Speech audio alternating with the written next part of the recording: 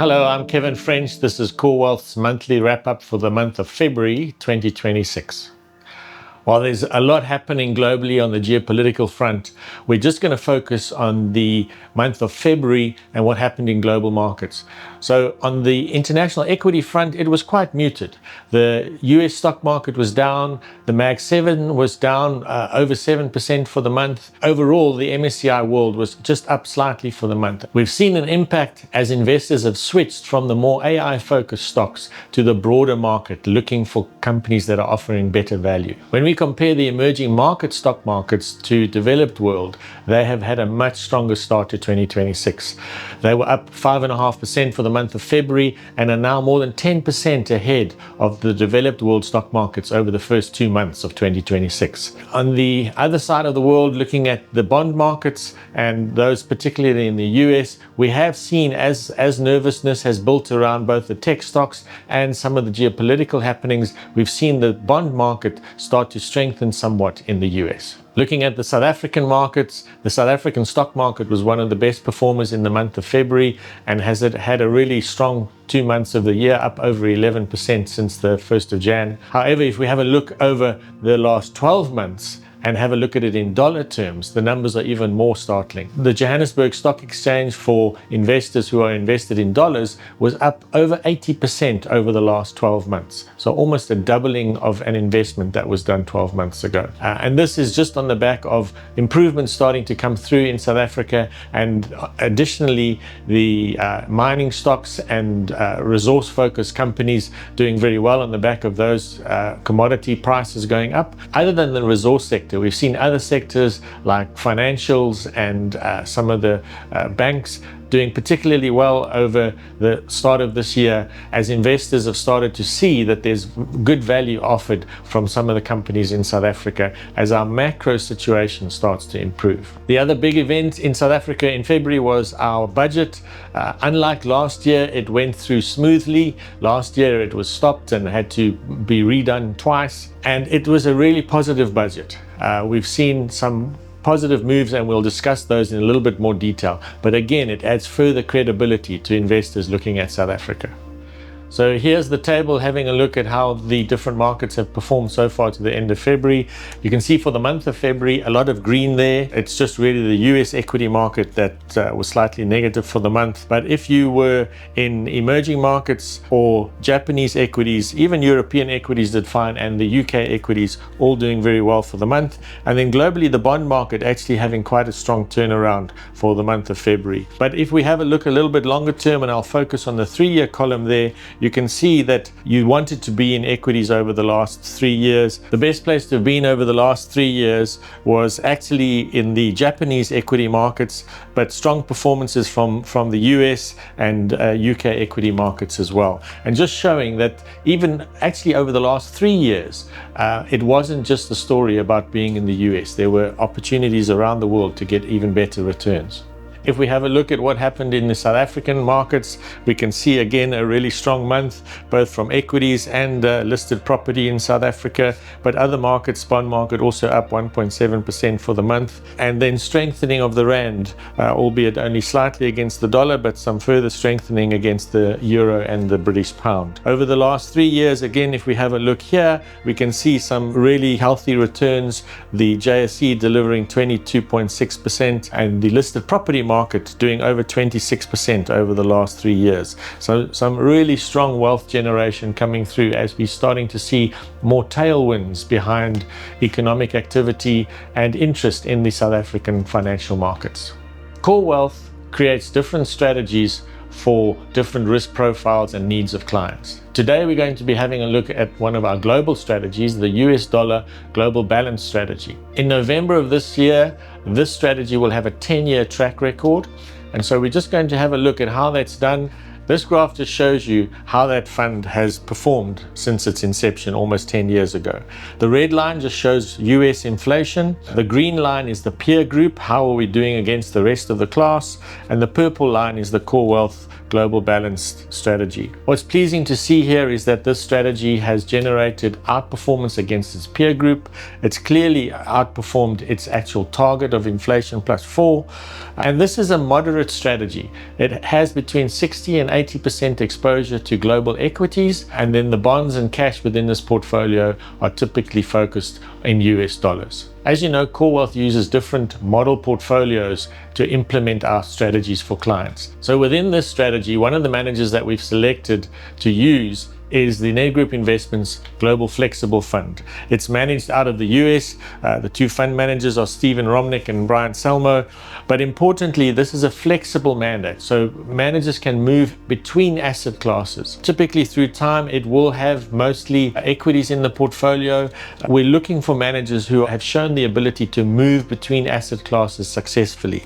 And you can see the slide on the left just shows how this portfolio has outperformed its peers since its inception back in July 2013. The next slide just shows you how they're positioned currently, and we can see there that there's basically 2/3 of the portfolio is in what we call growth assets, that's shares and listed property, and the rest is almost equally split between foreign bonds and foreign cash, so relatively defensively positioned at the moment. We mentioned earlier that in February we had the latest budget from our Minister of Finance. It was a good one, but we're going to talk through some of the principles that we see necessary to actually further improve South Africa's standing globally. This first slide just shows you the deficit situation. Deficit just means how much more are we spending than we're earning. In other words, we're in deficit because we've spent more.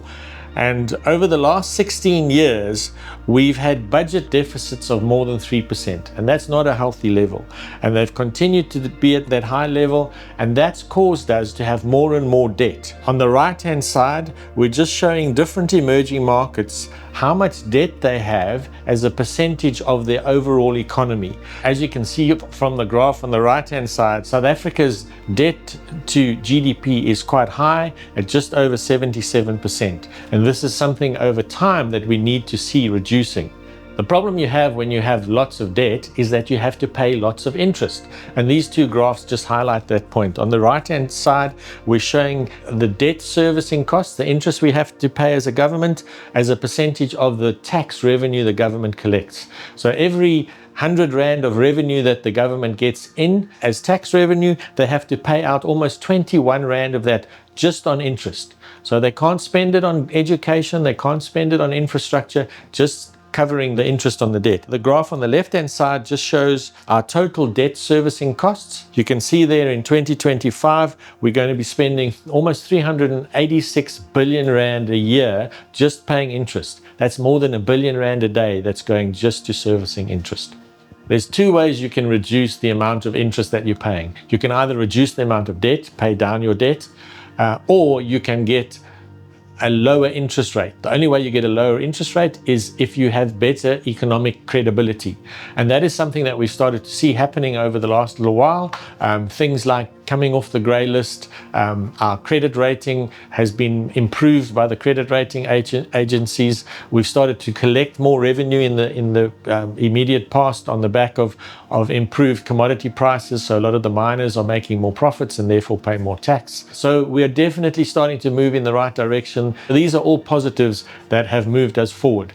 Additionally to that, the main kicker that you need as an economy to try and improve the situation is economic growth. Although the economic growth for 2025 initially was projected in May last year at around 1.9%, it went down and they're now projecting it slightly higher. But if we can see economic growth improving into the future, this will be a big plus in enabling the government to pay down more and more of its debt.